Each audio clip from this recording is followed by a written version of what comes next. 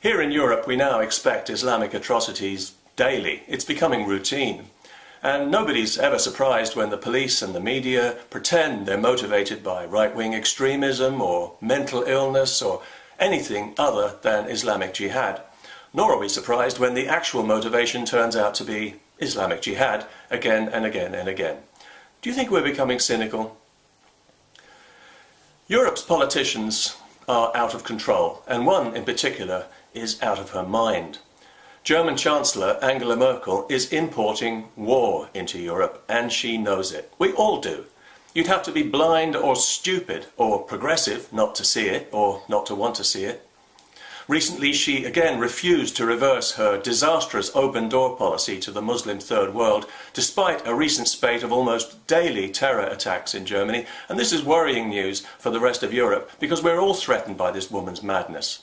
The unelected president of the European Commission has made it clear that open borders are here to stay, no matter how many people are murdered by Islamic terrorists crossing them at will. And we know in advance that the victims of the next atrocity will be innocent members of the public, as usual, not the politicians who've enabled the invasion, nor the journalists who've sanitized its consequences. It won't be their families that get ripped apart and have their lives destroyed. Most of the people flooding into Europe are not refugees, and everyone knows it. They're illegal migrants, invited by Merkel, mostly fighting-age men who've left the women and children behind to fight the war they're supposed to be fleeing. We don't know where they're all going to live, but we do know it won't be anywhere near the people who are letting them in. If past form is any guide, most will end up in ever-expanding Muslim ghettos where women aren't safe and the police dare not go. Europe is riddled with these places now. In France, the army is already making contingency plans to retake these areas when the inhabitants start defending them with the Kalashnikovs and anti-tank missiles that have been smuggled in from the Balkans and the Middle East. Whenever they find a military-grade weapons cache in a Muslim area, nobody is shocked or surprised anymore. We expect it now, and we expect nobody to be deported for it.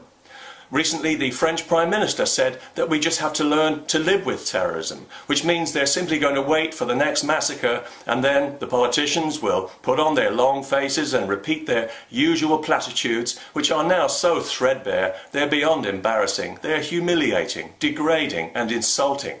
They really need to find some new ones, or people might begin to doubt their sincerity. And they better make it quick too, because the next Islamic jihad murder could happen at any time. I'm a bit surprised we haven't heard about one already today, but then it is only lunchtime. The problem here is that we're not simply importing more people into Europe. We are importing a hostile parallel society that is never going to integrate. We're importing guaranteed social conflict, and given the supremacist nature of this parallel society, ultimately we are importing war. The politicians enabling this invasion must know that the longer it continues, the worse the violence is going to get. But they clearly consider the murder of innocent people a price worth paying to validate their political obsessions. Which brings me to the point of this video. The most common question I get asked by people who are worried about the forced Islamization of the West is, realistically, what can I do? Well, realistically, there are two things we can all do. We can speak out against it, and we can vote against it. Now, speaking out might well be traumatic, as you will get negative feedback. You might even get threats, depending on whom you're talking to. Also, your personal reputation is likely to suffer, and you might lose a few friends. You could even lose your job. And if you live in Europe, there's a chance you could be arrested and prosecuted as a criminal, as has happened to people in several countries. And that kind of vibe is not for everyone, I get that. But everyone can vote. And Brexit showed that we, the people, do have the power to change our society's direction if we focus together with intent and use that power.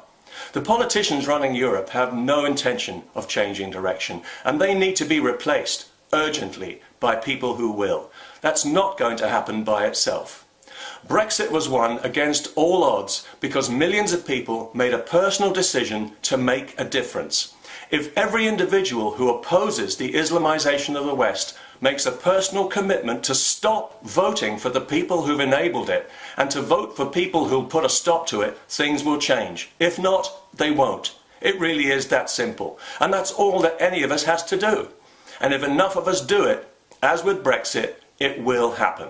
And if you feel that you can afford to speak out as well, without having your life destroyed, that would be great. And the fact that I'm even having to say those words should tell you all you need to know about what's wrong with our society.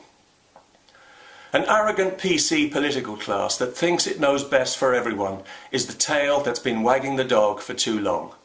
It has twisted our society's liberal values around and turned them against us, and is now leading us by the nose into a violent dead end.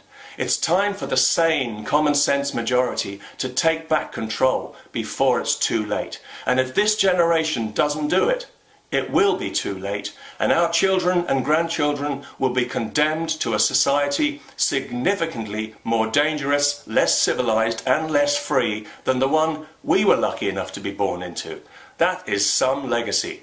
A society riven by permanent war, with knifings, shootings, suicide bombs, car bombs and machine gun massacres taken for granted. And it will be our fault because we can see it coming, even those of us who pretend we can't. We are not helpless here. We have a duty to put a stop to this madness, and we have the power. All we have to do is use it. Peace.